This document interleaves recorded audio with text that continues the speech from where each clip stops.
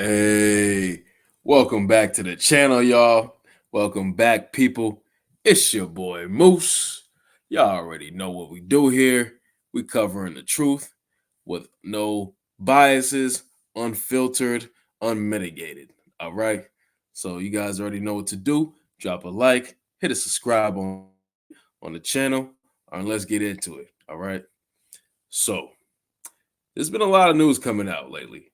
Okay. And in case you've been living under a rock, all right, you know that it's an election season. It's election year. All right. So you know there's lots of things that's popping off in the media and in the news. Okay. Seems like every day there's something new and different that we have to contest with in our lives. All right. Unless you're some type of extremely rich person, the majority of us are dealing with it on a day-to-day basis. All right. We going through it, whether it's the inflation, okay, or it's this news coming out about from the Olympics now with this breakdancer, all the controversy and fiasco with that. Okay. Like, I'm trying to get into the next Olympics. All right. If that's what the bar is and the barometer is to get in. Okay. But that's neither here nor there. We ain't here to talk about that. Okay. And this huge data breach, like the biggest data breach in the history of the world. Okay. But that was stemming from the, like, what is it, 2 weeks ago, maybe a month ago, when there was the other bit that was the biggest data breach in the world from, I believe, AT&T. And now they just got all the social, like some hacker groups got all the social security numbers. I don't even want to get into it. Okay. That's a whole different video and for a different story for a different day. Okay. Today, right now, in this video, what I'm going to be covering is Kamala Harris. Like I said, it's election season. Okay. Now, I'm not a political expert. All right.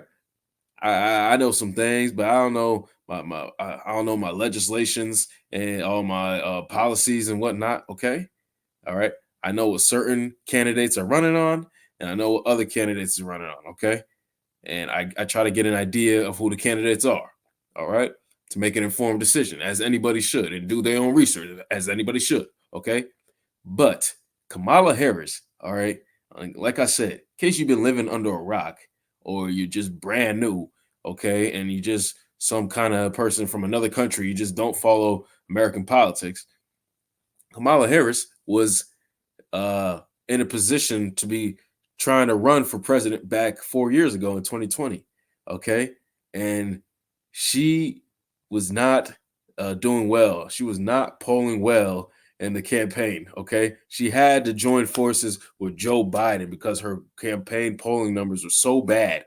Nobody wanted to see this woman as president. Okay, she had a worse rating and polling than Hillary Clinton did when she was going against Trump back in 2016. Okay, so now that we got that already established, now she stepped. We know a few weeks now. It's been about 4 weeks now since Joe Biden stepped down. Okay, and now Kamala's in position to be the Democratic representative going against Trump. All right. So obviously we all know this. Okay. There's nothing new. I'm explaining. But I just want to bring to you guys some information and basically some shifts in narratives that I'm seeing in the way that the media is basically talking about Kamala and basically how they responding to her now that she's going to be the president or now that she's going to be the candidate rather. So I wanted to kind of watch this video, man, and kind of just see what you guys thought about this and how the media was reacting to this. Okay, so let's jump right in. Okay, I know that was a long intro today, but I got a lot I wanted to get off my chest here. All right.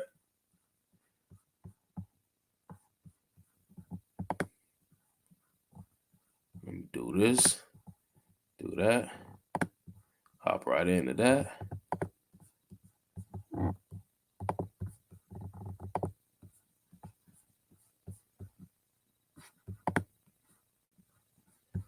All right, let's do it. These guys are just weird. That's who they are. As weird and creepy as J.D. Vance. Super weird idea from J.D. Vance. Yeah, it's not. I mean, it's quite weird. Just plain weird. Just plain Weird. Just plain weird. That stuff is weird. They come across weird, and then they start being weird. Yeah, they're weird. Being a really weird. He's such a weirdo. Donald Trump and his weirdo running mate, they're weird. Deeply and profoundly weird. They are weird. These Republicans just being weird. It's just weird. It's really weird. Republican weirdness goes even deeper. He said a lot of things that are weird, a weird style that he brings, weird policies. Let's start with the weird thing, because it is a thing. Just plain weird. What was weird was talking about Diet Mountain Dew. Who drinks Diet Mountain Dew? You ever seen the guy laugh?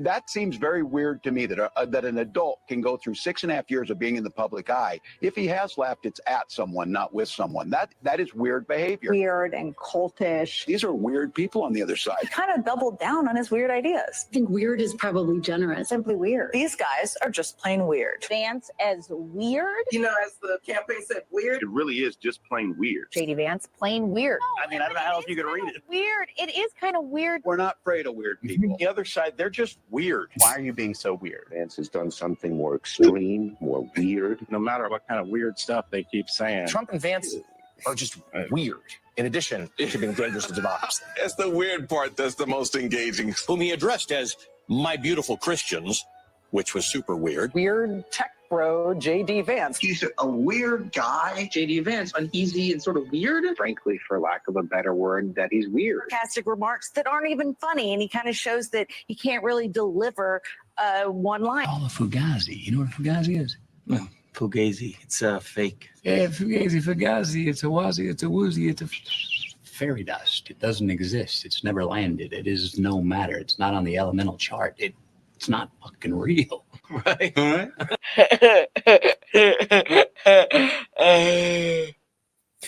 That was great. That was great. Oh man, that was really weird.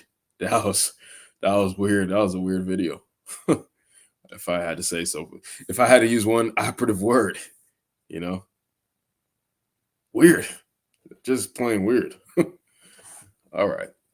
So that was kind of what I want to explain to you and show you guys, because you see, it seems like they're operating off of one kind of a word, right? Or there's kind of like it seems like there's kind of like a direction that these media, that the fourth branch gets, right? So essentially, they just have like some kind of talking points that they get. So he's just weird. Trump and his running mate are just plain weird. And now, I mean, look, there are some video, or so I guess some pictures coming out of JD Vance when he was younger. All right, showing that he was a little out there, a little weird. Okay, as an operative word. But when you see all these different media or entities and news entities all using the same talking points and same word, saying how weird it is, that's definitely weird. Okay, but now we're gonna get to another video that I really think this guy has done a great job of kind of explaining the whole Kamala Harris dilemma. Okay, he just summed it up perfectly. And whether you on the left or the right, wherever you're sitting, I just think that it's good to be informed and to have a great narrative and a great idea of the narrative and picture of kind of how we got to this point with Kamala and what's going on. So let me link this video up and we'll hop right into it.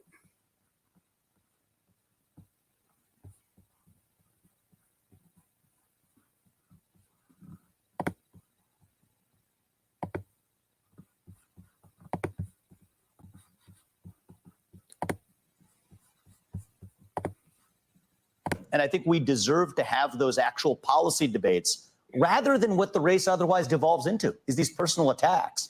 You hear effectively one of the candidates calling 70 plus million Americans weird.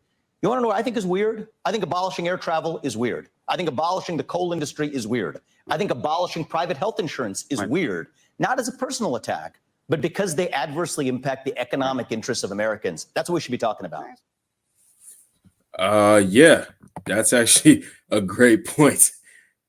Vivek, man, that dude makes so much sense. I don't see why that dude isn't in the Republican party right now or running as the candidate, but that's neither near here nor there, okay? Because we don't want to get into semantics why he wasn't chosen, okay, to represent it. But that was actually just a little interlude I wanted to play real quick. I wanted to play this other video though of my man breaking down the dichotomy of this whole election. So let's hop right into it.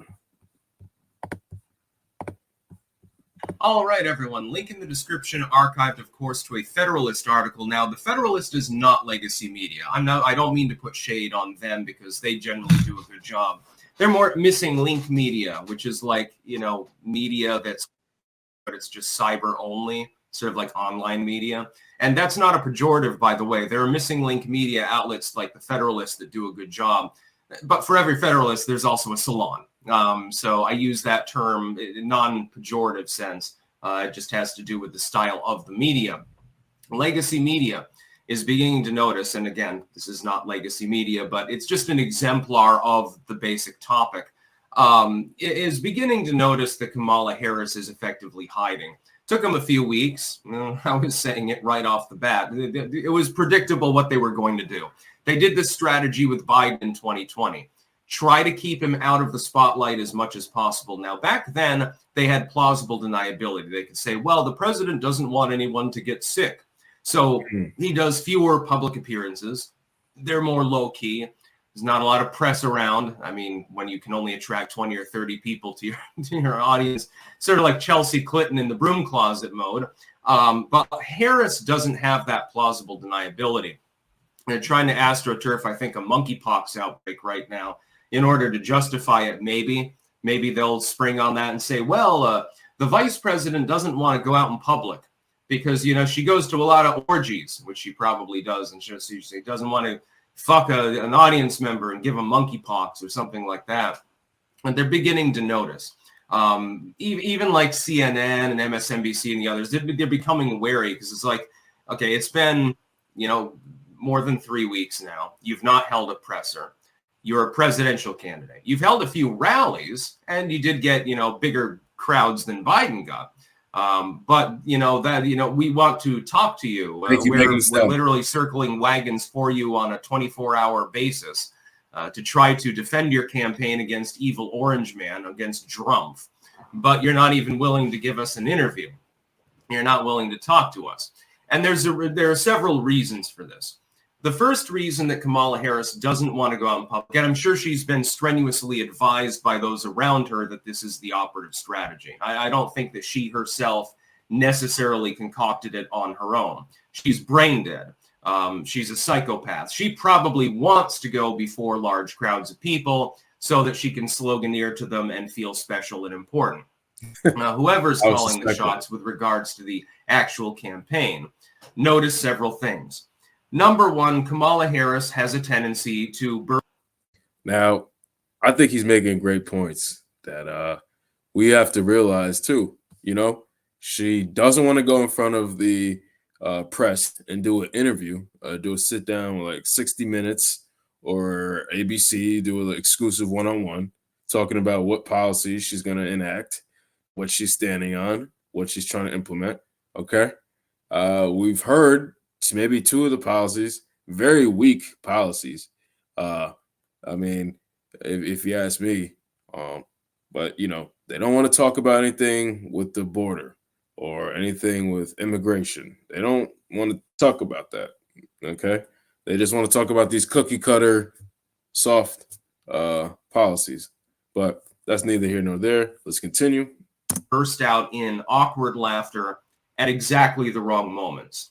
Number two, she's very bad at dealing with hecklers. We saw this a few days ago with her Detroit rally when she did the sassy woman thing. I'm speaking to the Gaza protesters. Well, if you're trying to straddle that line, especially right ahead of the convention, that ain't a good tone to set. And number three, she's vacuous. That is, that there's no real platform there. There's only a few issues on which we know where Kamala Harris, at least in her own words, actually stands. And of course, with Kamala Harris, you never know if she's actually going to honor those commitments at all. We know she wants to literally confiscate people's firearms, which would not go over well. We know that she doesn't want taxes on tips, but she borrowed that from the Donald Trump campaign. You don't know much else about her. I mean, I can't name her position. She wants to let the tax cuts that Trump passed lapse. All right, well, that's basically your platform. It's 3 fucking issues, on none of which you align, by the way, with the larger, broader public. Yeah, the main public wants more gun control. They don't want people going door to door confiscating every rifle. The average American doesn't want taxes on tips. But again, you didn't even dream that up. You literally copied somebody's homework. I mean, you'd get an F from the teacher if you were in school, and you tacked that closely to someone else's exam answers, then the red flag might go up, et cetera, et cetera, et cetera. And I don't think the average person, if they really understood the tax structure, would want the tax cuts that Trump passed to lapse. Trump and Vance are doubling down on the child tax credit. It was another issue, by the way, which the Biden administration tried to steal.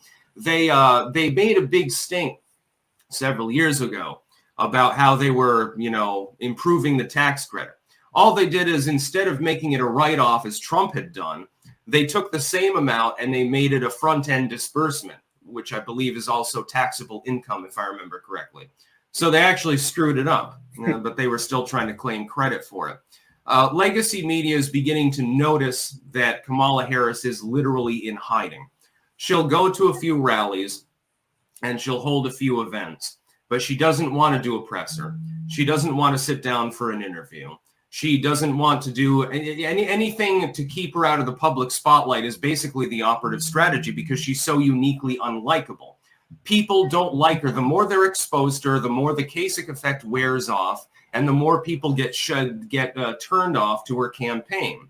The only reason why she's even got, and this is only a possibility, we're not even sure because of polling static and chaos in data, the only reason that she has a very, very small lead, like 5 points less than Clinton's lead in 2016, which I believe she lost that election, then whined about it for an excessive period of time. And that only reason is because people don't know as much about her. That is, the Kasich effect is based. I'll explain it one last time. I don't want to have to bring it up, constantly. The Kasich effect is my term for what happened in 2016. Kasich correctly identified that he fared better against Hillary Clinton in polling than any other mainline candidate. So you had Trump, Cruz, Rubio, and Kasich. He was fourth in the polls, but he matched up best against her. There's an inverse correlation between the amount of attention that you've gotten, the amount that people know about you, and your electability. To an extent, of course. There are always partisans and things like that, people who ideologically align with you. But if you are a poor candidate, it makes more sense to remain silent. Because anytime Kamala Harris speaks, if she speaks for more than 10 minutes, she makes fucking mistakes. At the DNC, for example, I fully expect there will be a hilarious laughing moment wherein there will probably be a lot of misandry there. She'll be like, oh, well, sometimes it takes a woman to do a man's work or something like that. Mm-hmm. And she's going to turn off certain voters as a result of that. Meanwhile, outside, those Gaza protesters that you insulted at your last rally in Detroit are planning to assemble like 5,000 to 10,000 people outside of the convention hall. Whether or not they switch the convention location at the last minute to try to confuse the protesters remains to be seen. Legacy media is noticing these things. More, they're actually talking about them to an extent. They're still pulling punches and circling wagons, but they're getting pissed because they want those exclusive interviews and shit like that.